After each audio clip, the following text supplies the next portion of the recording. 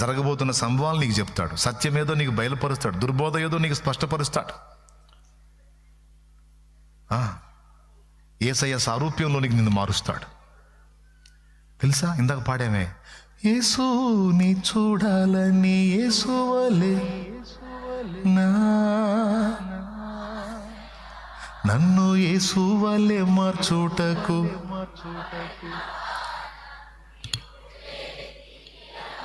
తండ్రి చిత్తమేదో తన వాక్యంలోంచి నీకు బయలుపరుస్తూ ఉంటాడు.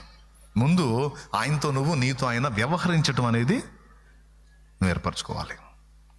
ఇది తమ్ముడా, నీ పక్కన ఎవరో ఉండి నిన్ను ముందుకు నెట్టడం కాదు, నువ్వే వెళ్ళాలి.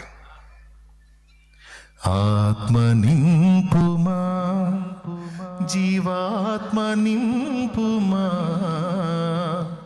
పరమ పావనాత్మ నీదు వరము నీయుమా. ఆత్మ నింపుమా, జీవాత్మ నింపుమా, పరమ పావనాత్మ నీదు వరము నీయుమా. ఆత్మ నింపుమా.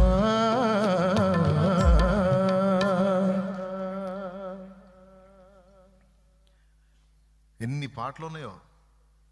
మనకేం ముసలివాళ్ళ పాటలే నచ్చవా? పరిశుద్ధాత్మను గోరుము, జీవమాయేసు ప్రభుని పేరట వేడుము. జీవమాయేసు ప్రభుని పేరట వేడుము. పరిశుద్ధాత్మ లేకుండా బైబిల్ చదివితే అర్థం కాదు. పరిశుద్ధాత్మ పక్క నుండి నువ్వు ప్రార్థన చేయి, నీ ధర్మశాస్త్రం అందు ఆశ్చర్యకరమైన సంగతులు చూచినట్టు నా కళ్ళు తెరువయ్యా, గ్రంథంలో విషయాలు నాకు అర్థమయ్యేటట్టు చెయ్యయ్యా, నువ్వు ప్రార్థన చేయి.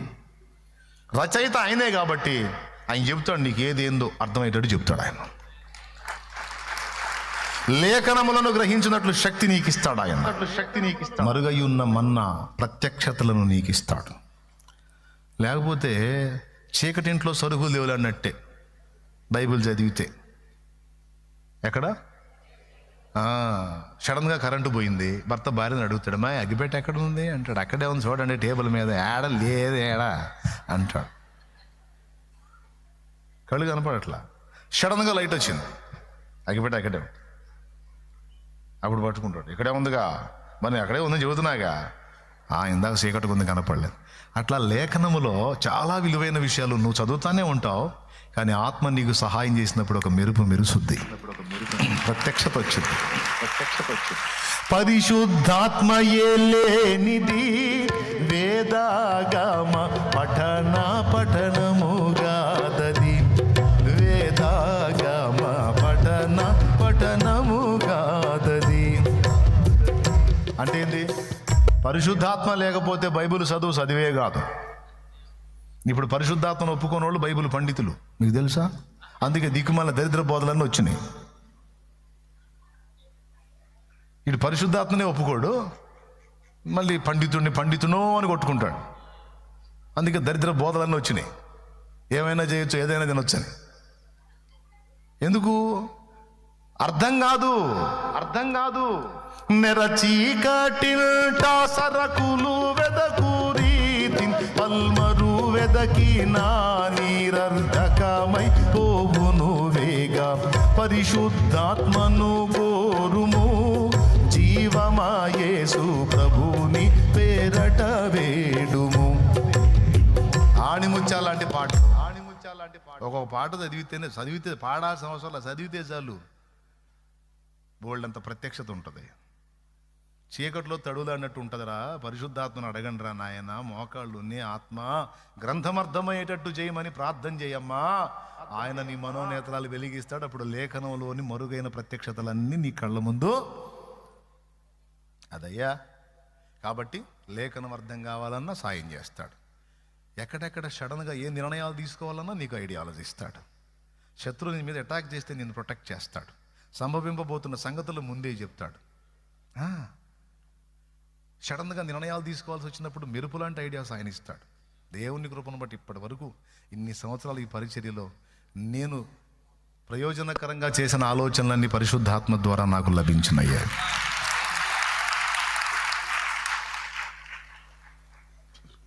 సీరియస్గా వింటున్నారా? ఎంతమంది వింటున్నారో? సరిపడుతుందా?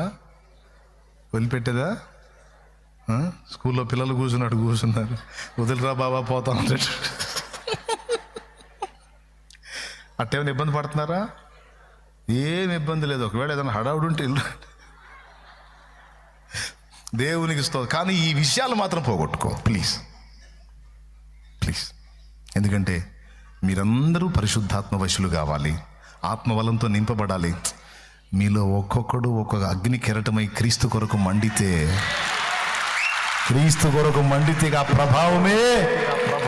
ఆ ప్రభావమే వేరు. దేవునికి స్తోత్రం కలుగును గాక. హల్లెలూయా.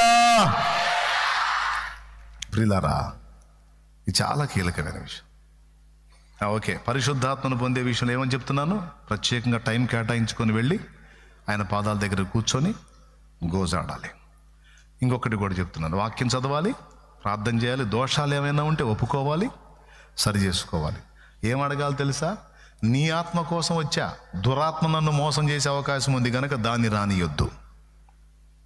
అర్థమైందా? నీ పరిశుద్ధాత్మనే నాకు అనుగ్రహించు. అచ్చ ఒలీవ నూనె నా మీద పడాలి ప్రభువా, ఒరిజినల్ తైలం పడాలి, నకిలీ తైలం వద్దు. ఒరిజినల్ పడాలి నా మీద. నాకు సాయం చేయని నువ్వు అడుగు, నా తండ్రి నీకు అనుగ్రహిస్తాడు.